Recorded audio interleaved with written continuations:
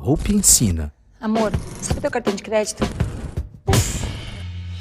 Amor, eu estourei o limite do cartão de crédito.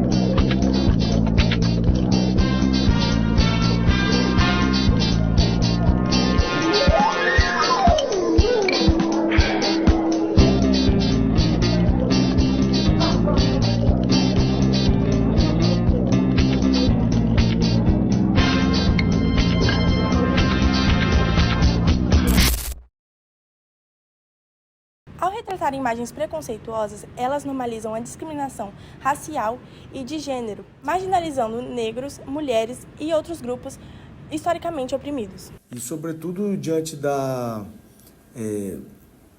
necessidade das pessoas trabalharem e os filhos terem que estar acompanhando, ficando em casa, vendo televisão, no caso aí, específico dessa mídia, né?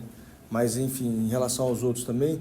Então, você tem um papel fundamental aí de que forma essa mídia está sendo feita, como que essas propagandas, mesmo sendo conteúdo comercial, elas estão sendo feitas, porque na medida em que elas transmitem ideias, e nós somos sujeitos simbólicos, né? O ser humano é um ser simbólico, então ele vai sendo formado a partir disso aí. É grande esse papel, e principalmente numa sociedade que não desenvolve esse senso crítico e essa desnaturalização dessa narrativa, né, machista, patriarcal e racista, esses comportamentos vão se introjetando, vão se naturalizando com muito aporte da mídia. Se a gente pensar lá no passado, no período neocolonialista, né, como esse ideário se introjetou, se internalizou nos indivíduos, foi exatamente com o advento, né, do consumo, e melhor dizendo, do consumismo, lá no período fordista. A gente teve uma necessidade de se criar essa população que consumisse.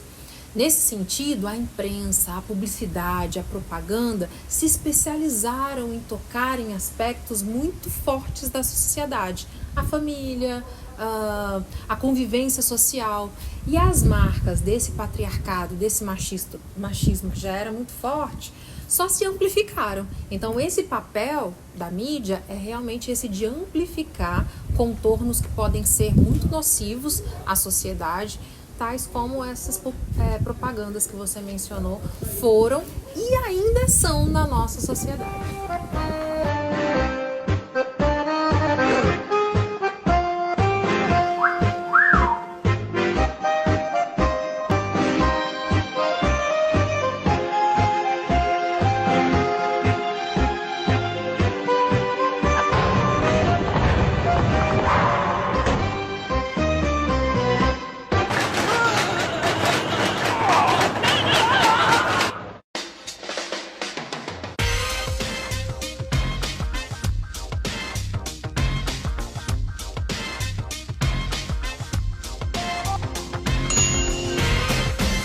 Na primeira parte, tá, entendi. Mas aí chegou a segunda, eu falei, meu Deus. Aí chegou a terceira, eu falei, Jesus, o que é isso? Todos são muito esquisitos. Tem a história esquisita, desconfortável e problemática.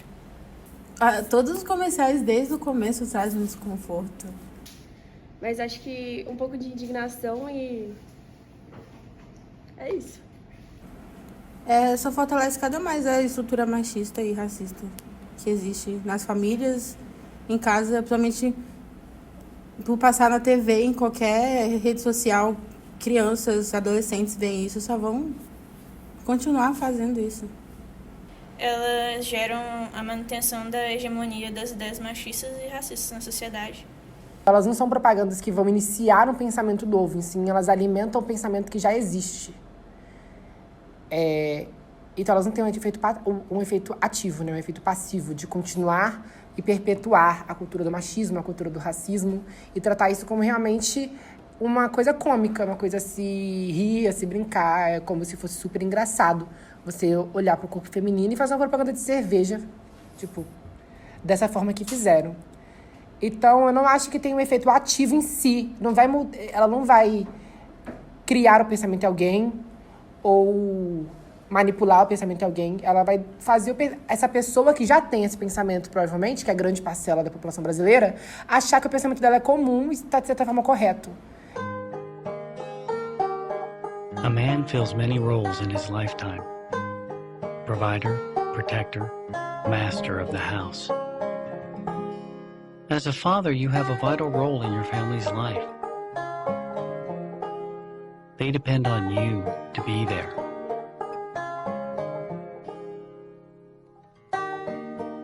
We help to make sure you can fulfill that promise because, no matter what they call you, at the end of the day, you know you're just dad.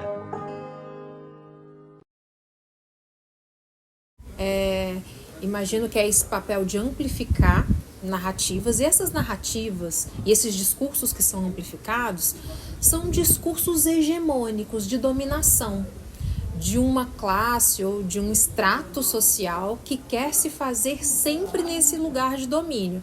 Então, se há séculos atrás a mulher não podia estar em vários espaços e a população negra também, essa classe, esse grupo dominante quer perpetuar isso.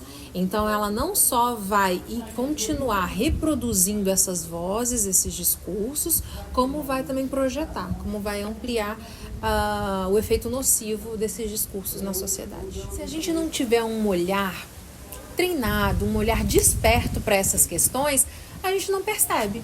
Vai passando despercebido, e aí quando a gente pensa em vários outras propagandas que me vêm à mente também, sexistas, que objetificam a mulher, a gente pensa numa empresa de propaganda, de publicidade, aquela propaganda vai passar em várias esferas até ser aprovada e até virar público. E essas propagandas passaram, recentes, eu vou frisar essas, né? Essas passaram por várias pessoas, por vários ambientes de aprovação, de critérios, de detalhes. E é mesmo assim, em pleno século XXI, a gente ainda vê essas propagandas vindo à tona. Então é mais uma prova de como, se a gente não fala, se a gente não visibiliza essas questões, elas estão muito entranhadas na sociedade e costumam permanecer sendo reproduzidas. Então, a propaganda, ela, como a gente falou, ela é parte da formação também, leva ideias, né? Então, acreditava-se, existe a ideia de que nós somos uma folha de papel em branco e um debate também de que existiriam ideias inatas. Mas, de qualquer forma, nós temos, mesmo que não sejamos uma folha de papel em branco, tenhamos já, partindo desse pressuposto inatista e filosófico sobre a natureza humana, a gente está aprendendo. Então, o sujeito está sempre aprendendo, e na medida em que você vai exibindo determinadas coisas, você vai naturalizando determinados comportamentos. Então, tem coisas que são históricas, ou seja, elas estão relacionadas ao processo, são criadas historicamente, e a gente naturaliza, como se fosse assim mesmo, não tem o que fazer. Então, se alguma coisa é natural, não há como mudar. Então, na medida em que a gente percebe que é algo histórico, e aí a educação tem um papel fundamental de mostrar esse aspecto histórico de determinadas práticas para também promover a mudança. Então, ela tanto reforça a propaganda tanto reforça naquelas pessoas que têm visões preconceituosas o seu preconceito, que ele vai se sentir mais à vontade para expressar o seu preconceito, como ela acaba conduzindo aquela pessoa que não parou para refletir tanto sobre isso a naturalizar e a perceber como algo natural. Então, na medida em que se naturaliza, que se coloca no ambiente como algo aceitável, Então as pessoas têm mais liberdade para agir de forma preconceituosa, racista, machista e diminuindo inclusive a força, a voz daqueles que querem reconhecimento por dignidade e valorização no conjunto da sociedade. A mídia ela tem muito efeito no pensamento no geral das pessoas. Então, por exemplo, em novelas, quando você vê a protagonista, uma menina branca, rica, magra, você vai colocar aquilo como o padrão certo, né? Ela é a boazinha e a vilã é a menina negra ou a mulher gorda, sabe? Of the single story.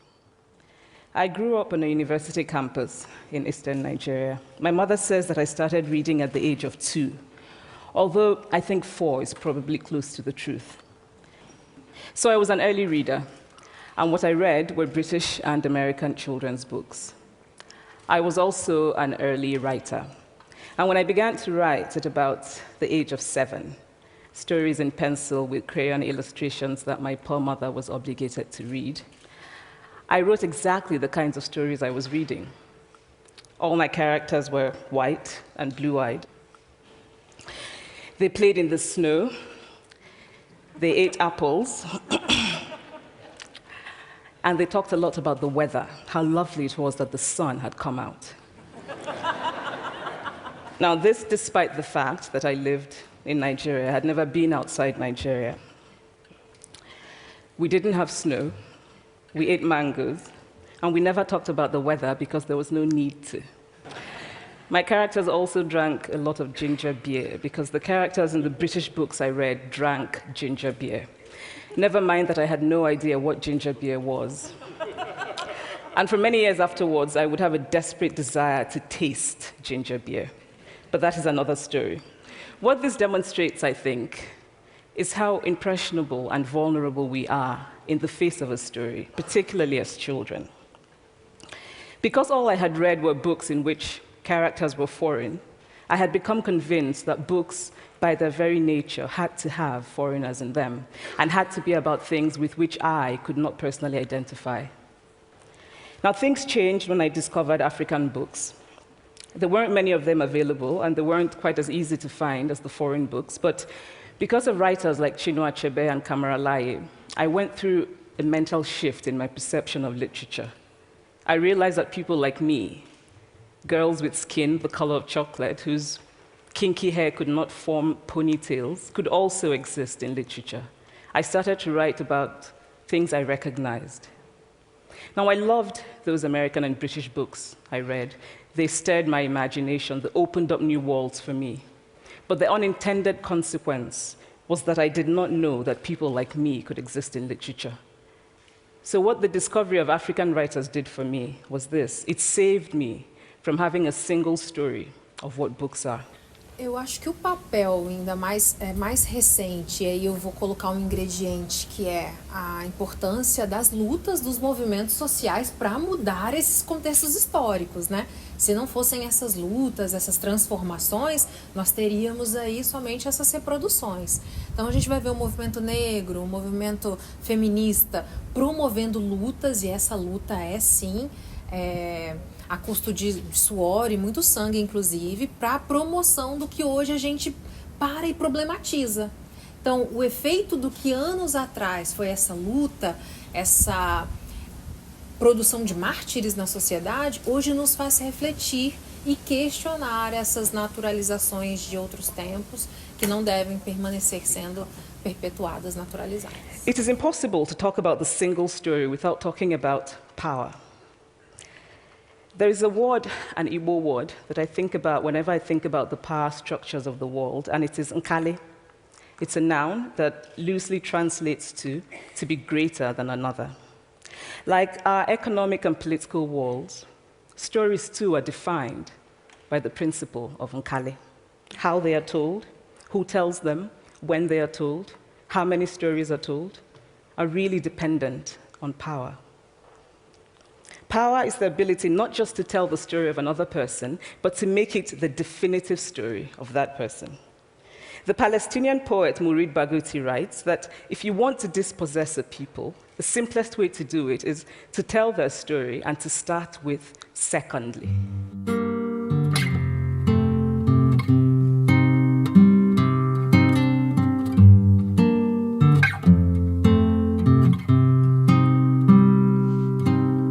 Triste, louco mar, será qualificada ela quem recusar.